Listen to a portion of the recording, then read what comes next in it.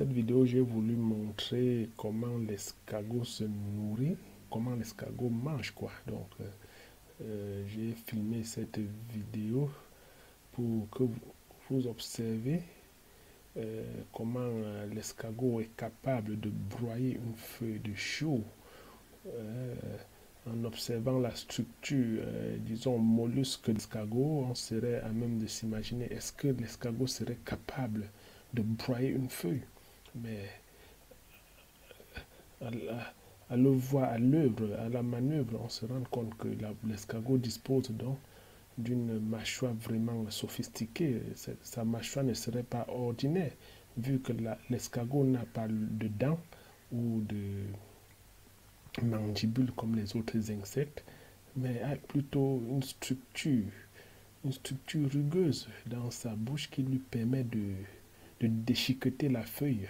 Et vous voyez comment il déchiquette la feuille, il broie la feuille, on dirait de la bouillie, alors que la feuille du chou, c'est quand même une feuille solide. La feuille du chou est quand même pas comme une feuille, je ne sais pas quoi. Elle est solide et avoir cette puissance avec laquelle l'escargot dévore cette feuille, on est tout simplement stupéfait, on est étonné, mais ça nous permet aussi de mieux étudier parce que nous sommes en train de faire un élevage expérimental, donc ça va nous permettre de mieux étudier ces structures dont dispose l'escargot au niveau de sa bouche, au niveau de sa mâchoire pour dévorer la feuille. Vous voyez comment celui-ci s'attaque directement à la pédoncule, disons à la nervure principale de la feuille et ronge la nervure, broie la nervure. Ça prouve encore que cette structure dentaire dont dispose l'escargot est une structure vraiment solide. Je crois qu'avec cette structure, l'escargot serait à même de mordre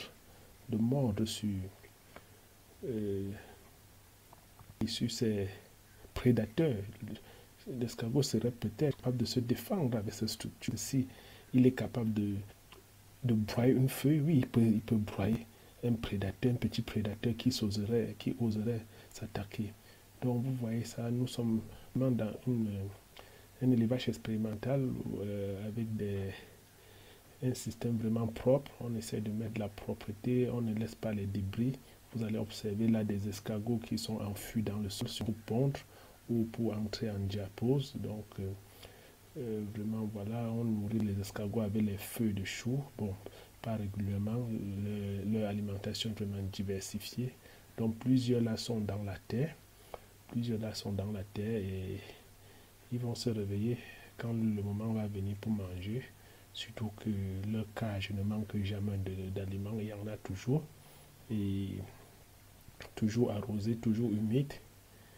Donc vraiment c'est extraordinaire. Je vais vous encourager, pour ceux qui aiment la science, pour ceux qui aiment la science d'observation, de vraiment faire une petite cage à la maison pour élever les escargots. Vous allez observer des choses phénoménales. Il y a des choses inimaginables chez cet animal qui est vraiment impressionnant. C'est plutôt un élevage qui est très passionnant. Depuis que cet élevage a commencé, je crois qu'il y a beaucoup de passion, il y a beaucoup de choses qu'on découvre, surtout au niveau de l'alimentation.